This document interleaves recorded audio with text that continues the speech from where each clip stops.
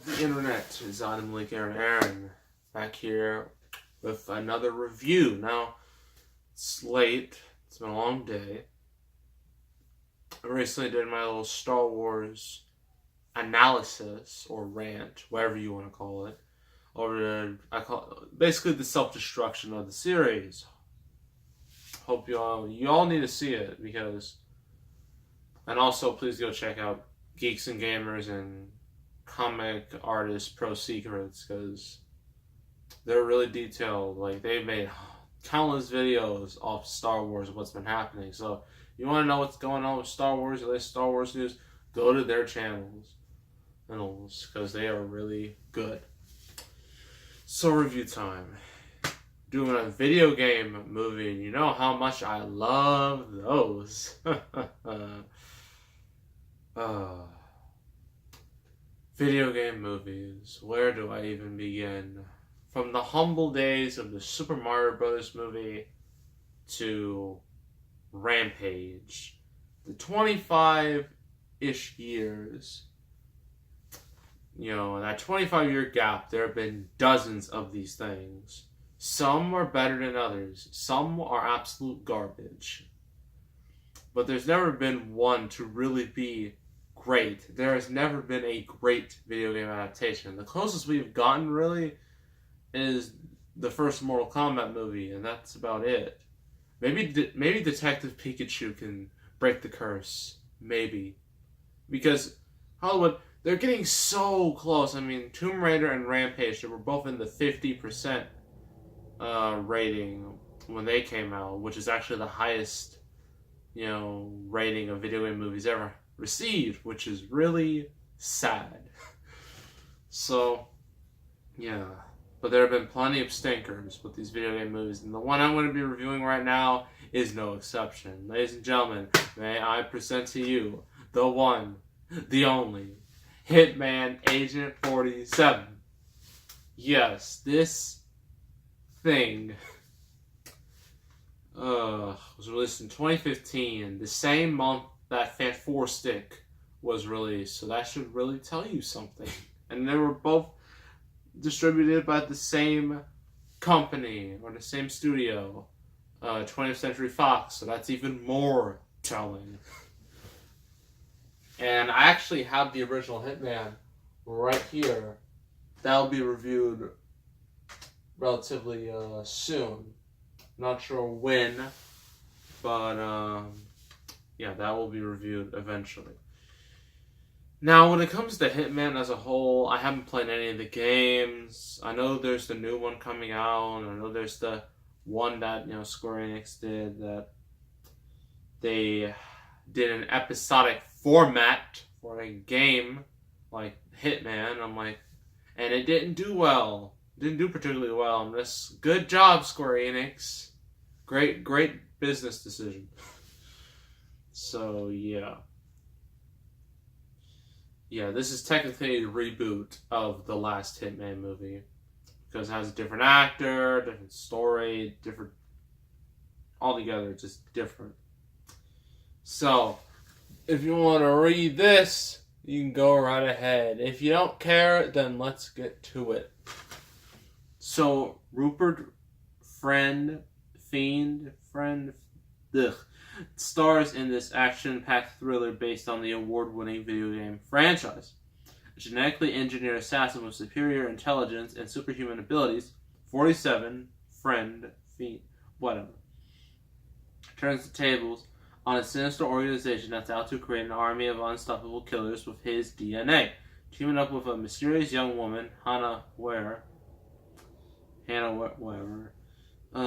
47 uncovers secrets about his origins and faces an epic battle with his deadliest foe. Also starring Zachary Quinto, this gripping film is Bond and Bourne rolled into each other on steroids. The fact that someone said that, they need to be smacked in the face. They need to just...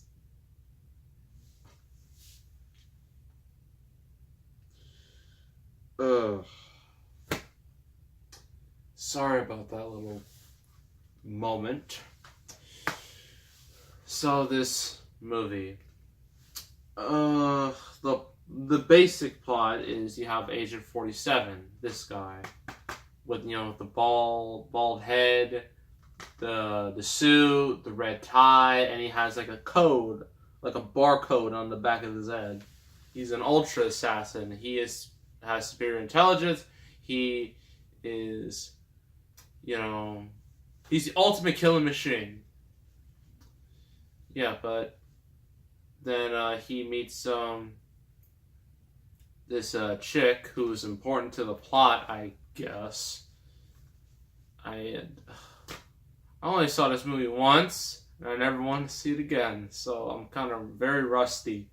But yeah, he teams up with her in order to, stop this organization. As I said here, this, because they're trying to create an army with 47's DNA, so basically a super army, like a bunch of super soldiers, for lack of a better term.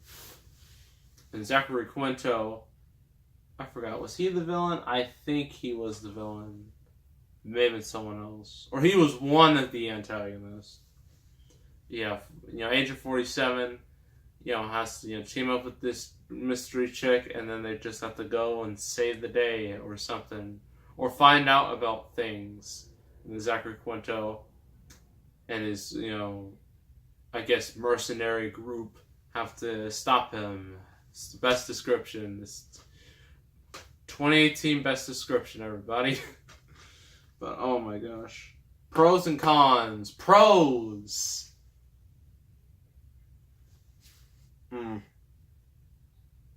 Cons! There's a lot. First of all, you might as well call this movie Exposition the Movie. Because if you ever see this movie, I highly suggest you don't. There is non-stop exposition. I remember when I first saw this movie 3 years ago.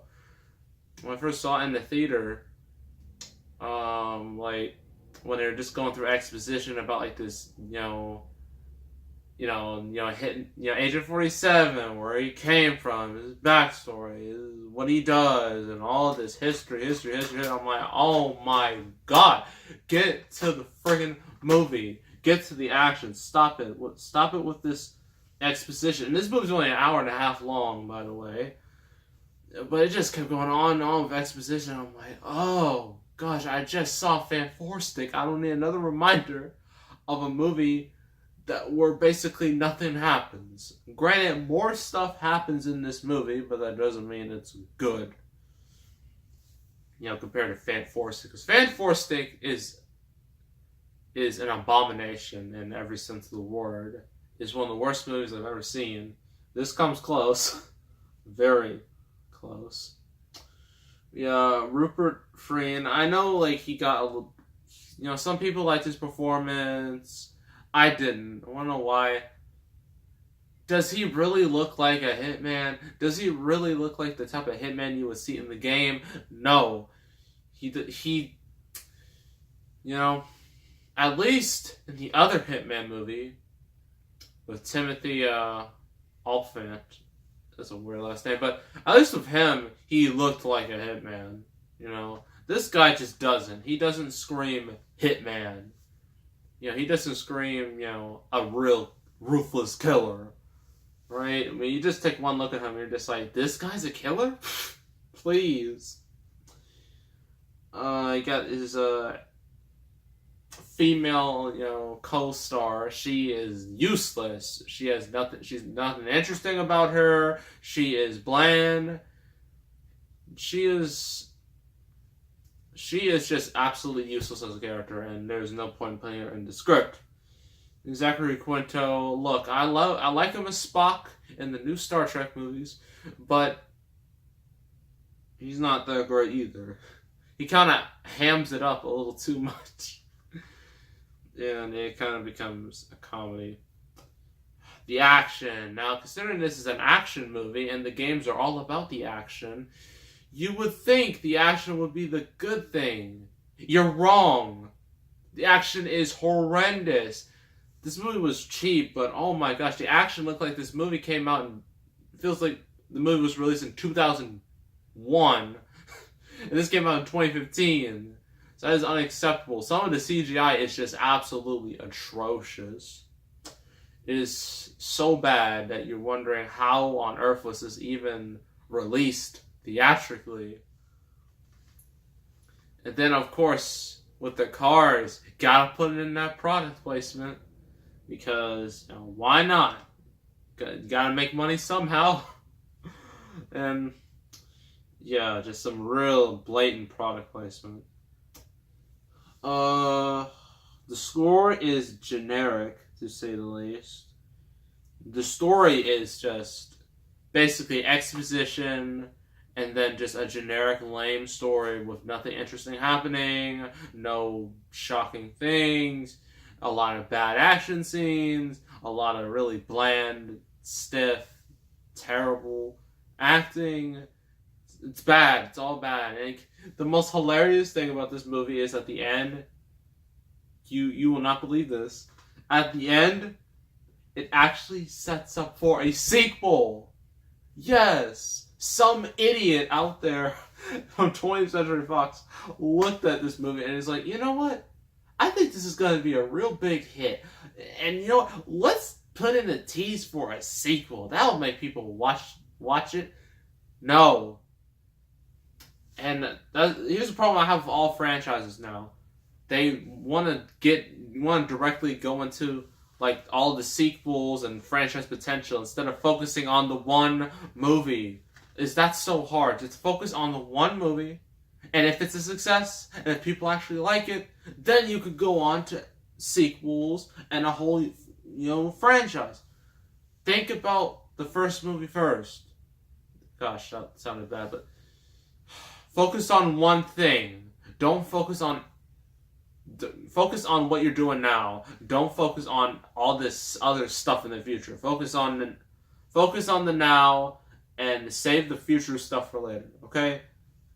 All studios, stop doing that.